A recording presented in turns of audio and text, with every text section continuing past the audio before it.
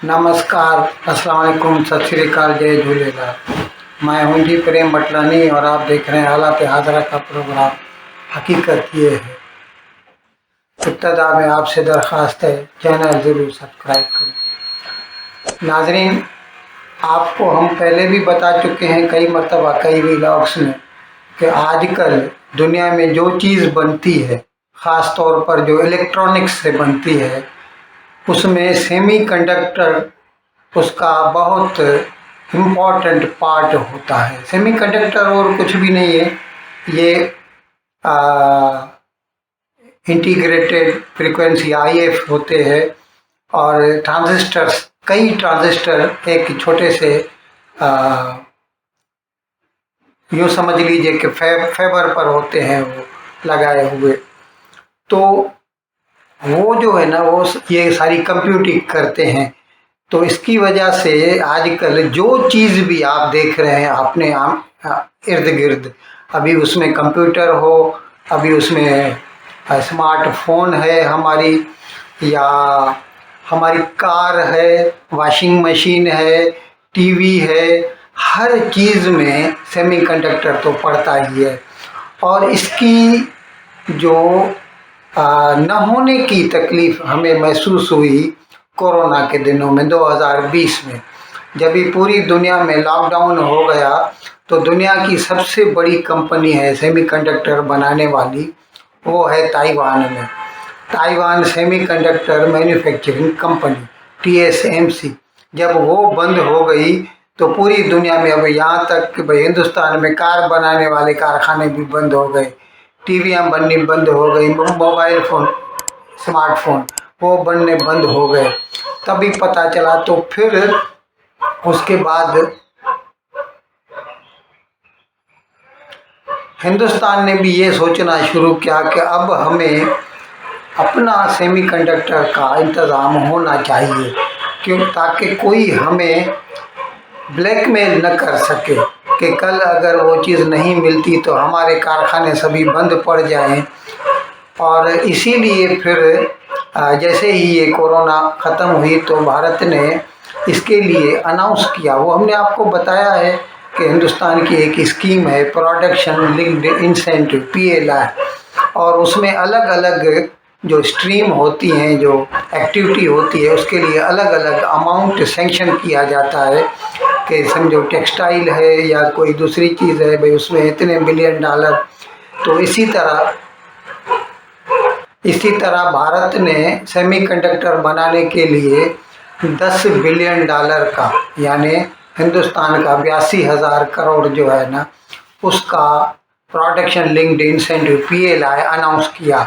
और जिसके बाद वो तो हमने आपको वो भी बताया था कि हिंदुस्तान की एक कंपनी है वेदांता, जो मेनली तो मेटल्स में जिंक कॉपर में काम करती है, ये तेल का भी काम करती है, गैस का भी काम करती है, अनिल अग्रवाल की कंपनी है। उसने ताइवान की एक कंपनी फॉक्सकॉन, जो कि मशहूर तो हकीकत में वो एप्पल के आईफोन बनाती है, और उसके 2-3 कारखाने हिंदुस्तान में भी हैं आईफोन बनाने के, उसी फॉक्सकॉन कंपनी के साथ मिलकर पहले उन्होंने महाराष्ट्र में ऐलान किया था, फिर बाद में वो फैक्ट्री उन्होंने बोला कि हम गुजरात में लगाएंगे, और उसके ऊपर भी उन्होंने 20 बिलियन डॉलर की इन्वेस्टमेंट, यानी 2.25 लाख करोड़ रुपए की इन्वेस्टमेंट का अनाउंसमेंट किया था। अभी उसमें उनको थोड़ी तकलीफ़ ये है कि वैसे तो फॉक्सकॉन जो है टेक्निकल कंपनी है, एप्पल के आईफोन बनाते हैं और दूसरी भी कई चीज़ें इलेक्ट्रॉनिक की बनाते हैं, पैनल्स बनाते हैं टीवी के, लेकिन उनको सेमीकंडक्टर का अपना एक्सपीरियंस नहीं है। तो इसके लिए अभी वो किसी जो है टेक्निकल नो हाउ रखने वाली कंपनी की तलाश में है। और जैसे ही अभी उसमें हो सकता है कि वो TSMC को ही अप्रोच करें या फिर किसी दूसरी कंपनी को, तो जैसे ही उनको मिल जाएगा तो उनका काम शुरू हो जाएगा। अब हिंदुस्तान में एक और कंपनी है, वो हकीकत में अमेरिका की कंपनी है, माइक्रोन टेक्नोलॉजी इनकॉर्पोरेटेड। अभी इस कंपनी ने ये अनाउंस किया है कि हम हिंदुस्तान में एक नई फैक्ट्री लगा रहे हैं सेमीकंडक्टर की, और उसको वो कहते हैं semiconductor assembly and test unit. उसमें वो $3 बिलियन की इन्वेस्टमेंट इनिशियली स्टेज पे $3 बिलियन यानी तकरीबन 25,000 करोड़ रुपए की इन्वेस्टमेंट के साथ ये काम शुरू करेंगे।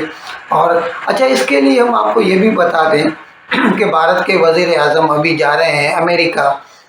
22 तारीख से उनका दौरा शुरू हो रहा है, सरकारी दौरा है, गवर्नमेंट विजिट है उनकी। तो वहाँ पर उनके जो बाइडेन से मुज़ाकरात होंगे, टॉक्स होंगे, और उसमें ख़ास बात ये भी है, हम आपको ये कल भी बताया था, 2-3 रोज से बता रहे हैं कि तैयारी हो रही है इसकी, मोदी के विज़िट की।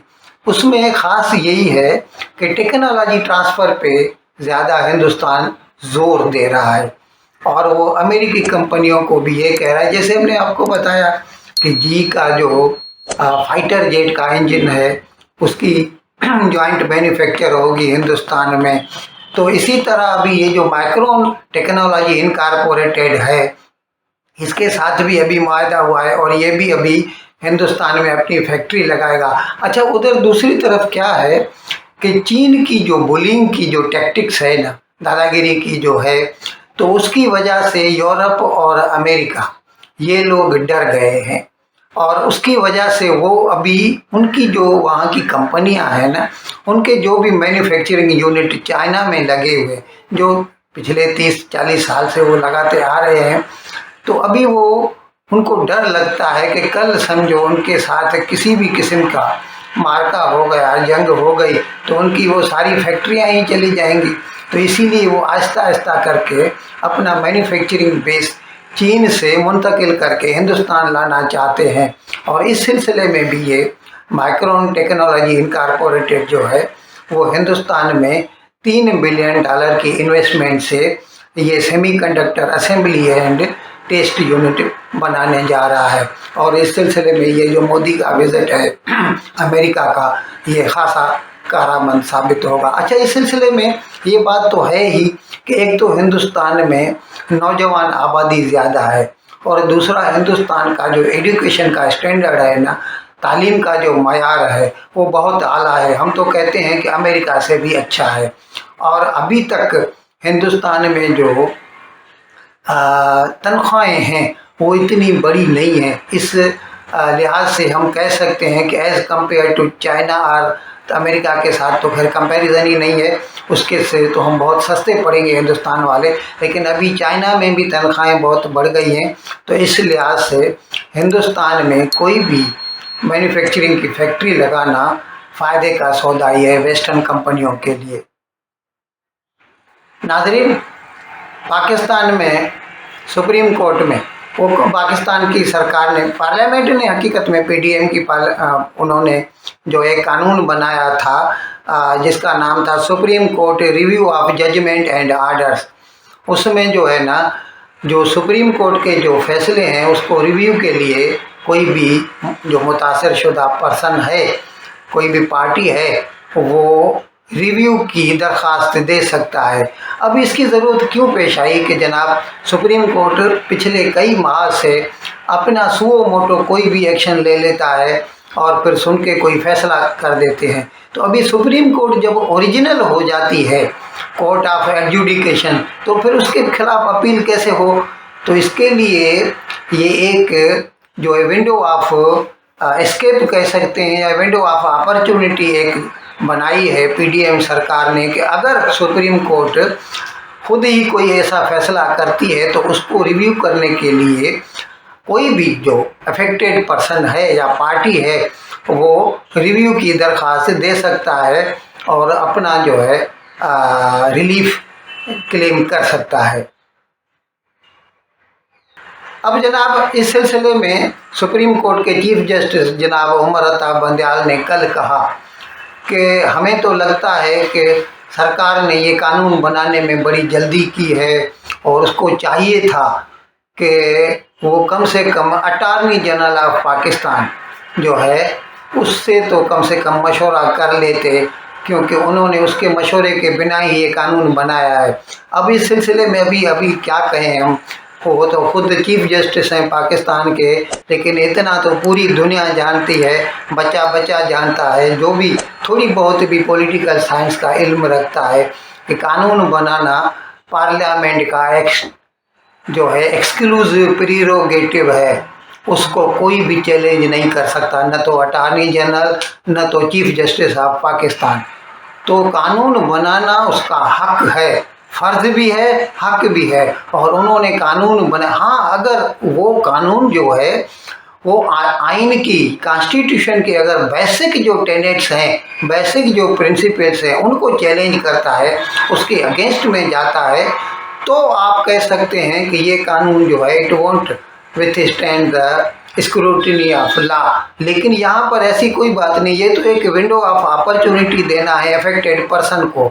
इस सिलसिले में सुप्रीम कोर्ट को कोई भी एतराज़ होना नहीं चाहिए, लेकिन लगता है कि जस्टिस उमर अता बंदयाल जानबूझकर इस सरकार, इस जो पीडीएम का जो डिस्पेंसेशन है, इसकी राह में रोड़े अटकाने के लिए कोई भी मौका हाथ से जाने नहीं देती।